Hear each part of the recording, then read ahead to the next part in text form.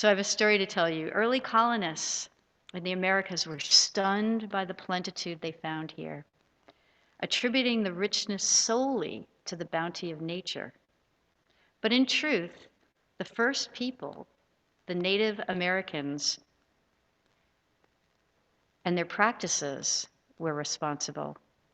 Settlers didn't understand that the abundance was created in partnership with humans. In the Great Lakes wild rice harvest, the new arrivals were puzzled when the quote unquote savages stopped gathering long before all the rice was harvested. They assumed that the Native Americans were lazy, but the indigenous people knew not to take more than 50% of the harvest, and science has now backed up their knowledge. Kimmerer explains if we remove 50% of plant biomass, the stimulus of compensatory growth causes an increase in population density and plant vigor. However, she adds, in the absence of disturbance of plants, resource depletion and competition result in a loss of vigor and increased mortality.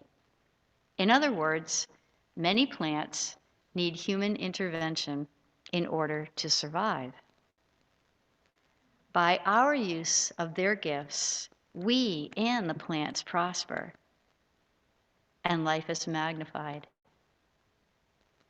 This is what she calls an honorable harvest.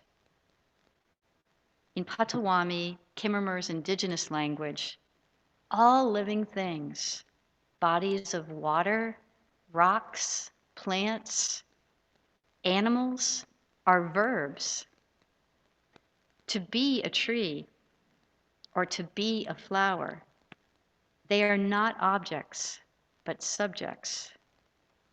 Rather than to ask, what is it or how does it work, we'd ask, who are you? What can you tell us? We'd listen to growing things, looking for threads that connect us all. Kimmerer asks, can we imagine a democracy of species, not a tyranny of one?